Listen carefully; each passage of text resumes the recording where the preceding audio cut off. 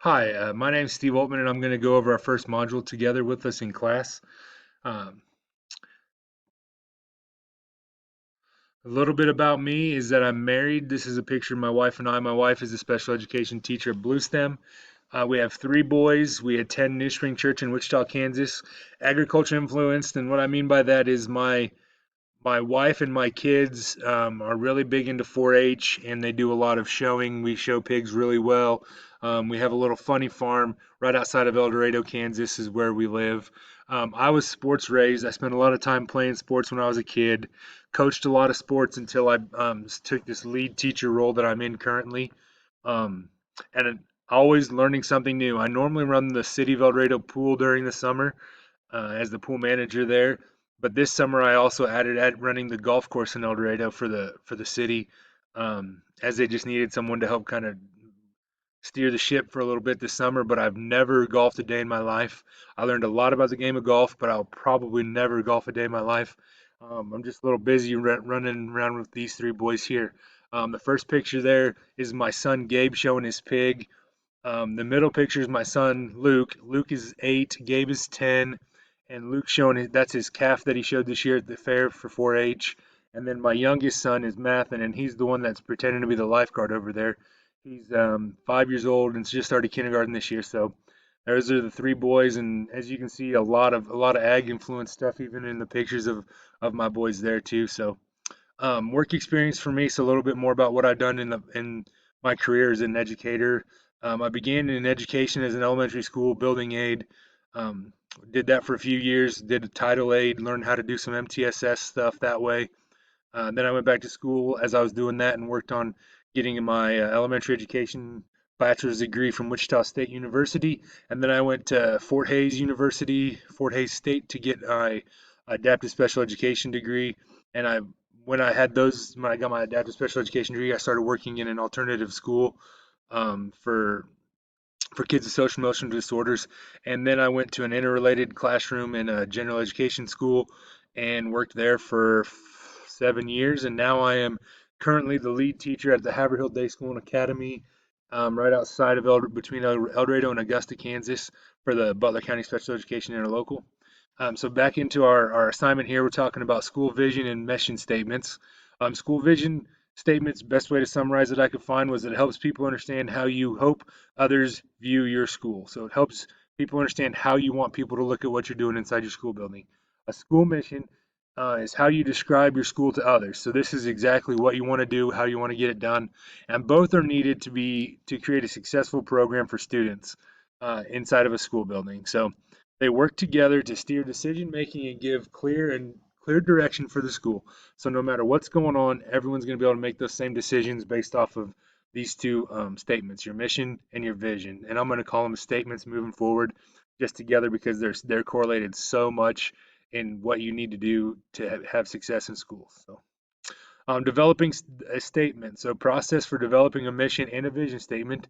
You have to soliciting, collaborating, presenting, and unveiling. So soliciting would be a lot of getting everyone's opinions and getting a lot of information and gathering the right resources and getting people together um, to be able to make sure you have enough information and know enough about what you want it to look like and how you want it to do. The collaborating part is working with like a school leadership team or administration or a board of education or even some outside community members to have a good representation of all needs of your community and not just your school, because bottom line, schools are servicing communities with educations for what they need in those areas. So that's the importance of that. The presenting part is when you have a draft and you know what you want to talk about, you share it with those stakeholders that you've been interacting with, and who knows a little bit more about it. And then you go around and you unveil it. You go and you spread it through social media and you talk to people and you show engagement, and you continue to hold people accountable to those by posting it in your school and having it displayed and having everyone work on those things. One of the pages in our Georgia leadership part was important to me. It talked about how you can have big ideas, think big, go big, think about as much as you can do to be as big as you can, and then you can rein it in from there. Don't sell yourself short. So that's why I have the light bulb with thinking big ideas there. So statement priorities, things that you need to be thinking about when you're creating them. is some things about data. So how do you get your information? Is it important for most people in your community through like a survey or different areas like that? How are you going to use the use of technology to help develop students? Because especially in today's day and age, you need to be able to say, hey, kids are able to be technology sufficient in the real world or post school settings.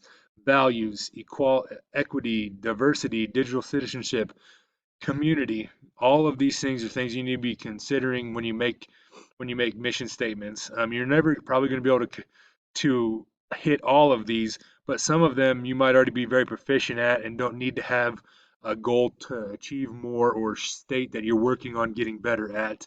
Some of them are probably just out there and very easy to see, so it's not going to be a big deal. And ways to help develop that is to have staff involvement, parent involvement, local businesses help make some of those decisions on what they feel is important within your own community, and you can align a lot of your data and your things like this to standards and postgraduate data so that you know what's going on and how things are going, and then you need to unveil it and share it with the community via meetings, interviews, internet, social media, whatever avenue you need to broadcast who you are and what you're doing well.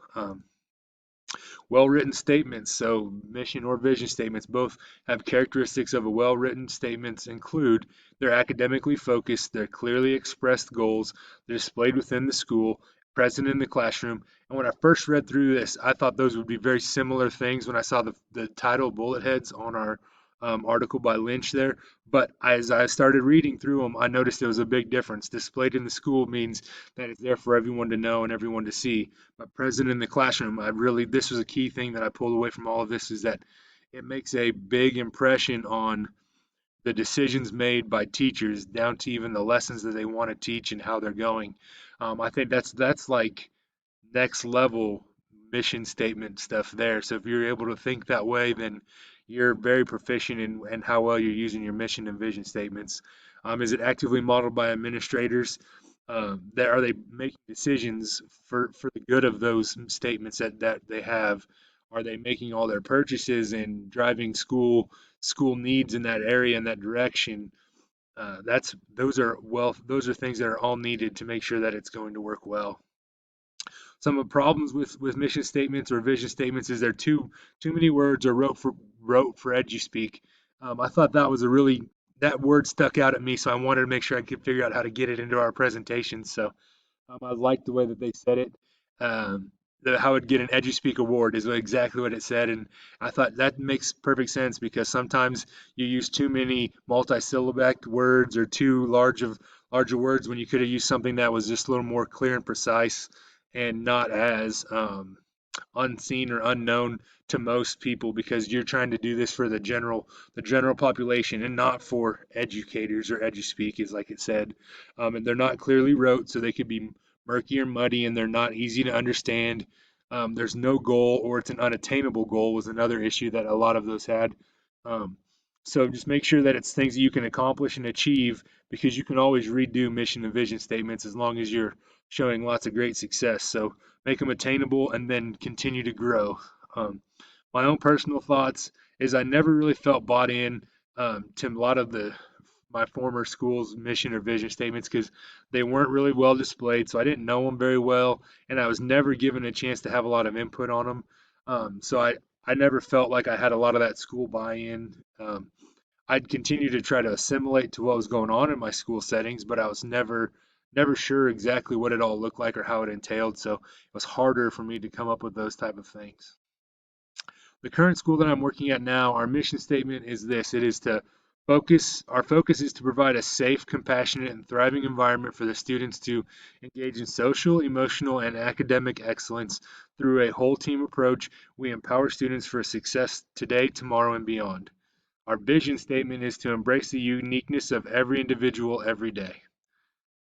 Um, so just some more of the backstory there. Our learning environment at my school, it was kids. Every kid here has got a emotional disturbance or another health impairment, and they all have exceptionalities and have individual education plans. So we are nothing but a special education school. One of the things that I found kind of intriguing was that we did cover some mental health in there because we talk about our students' well-being emotionally as well as academically, which most school districts don't have that piece or that layer to a lot of their mission statements. Um, some things that I was kind of uncertain of was our clarity. It's easy to understand, it's easy to read, but how well known is it? Has it been broadcasted to everyone everywhere? Because we service all 9 school districts in Butler County here at my school, and so it's a little harder to see if that's actually what's being done or not being done. Um, and so, on that same kind of note, down there, the stakeholders, do they have the same type of collaboration with us on how that looks, because we do service every community, every school in Butler County. So, did they all have an opportunity to get some of the say of how this program or how this school is going to be ran, or things were going to look, or how this was going to go? So, um, I was unsure of how much collaboration was done to help do all of that. But one thing I think we do well is we have it posted. We have it in the entrance and in the hallways. It's painted on the wall, so you will not be that won't be torn down, won't be moved, won't be anything. Not sure if we have all school buy-in yet. Again, like I said, the presence in the classroom down to lesson plans. I'm not sure if we're at my school if we're exactly to that level yet, but I think that's something that you can work towards, and lots of us can strive to get to. Standard correlations. This assignment demonstrated correlation to the standard by developing and applying knowledge of a school vision and mission statements. This was completed by using technology to express the needs of and importance of a school vision and mission statement. Relevance. This assignment is relevant to our current learning by having us review articles related to value traits and common mistakes in school vision and mission statements. This assignment allows us to discuss our understanding with our peers. So by being able to present this way, it gave us an opportunity to kind of hear everyone's thoughts and inputs on different mission and vision statements of other schools and things. Reflections. This assignment gave me an opportunity to see if the school that I am leading is currently doing a good job of having current vision and mission statements. I know that I will continue to reflect on the statements that are in my school building as I continue this. Um, this is something that I found that there were some things in there that I thought that I'm eager to try to do. Like, I'd love to have someone just come in and view my school. I'd say, hey, here's our vision and mission statement. Can you walk around and help me highlight or find some actions that are actually going on within the school that show some of these things? Um, but I'm not sure if anyone would be willing to come do that. But I think it'd be a good way to have someone who's never been here, doesn't know much about the school building, come in and see if they can pinpoint and find some of those things. Because it could be a good time to have self-reflection for me and for our staff to figure out who's doing what well and who isn't, just so we can kind of continue to grow and improve. Because without some of that critiquing, you're never going to get better at things. And um, the next couple slides here are references for the 5 articles that we had, and I'm just excited to get started in a new class. And nice to meet everybody here, and good luck with the semester, the second half of this semester as we continue to go on. So thank you for your time.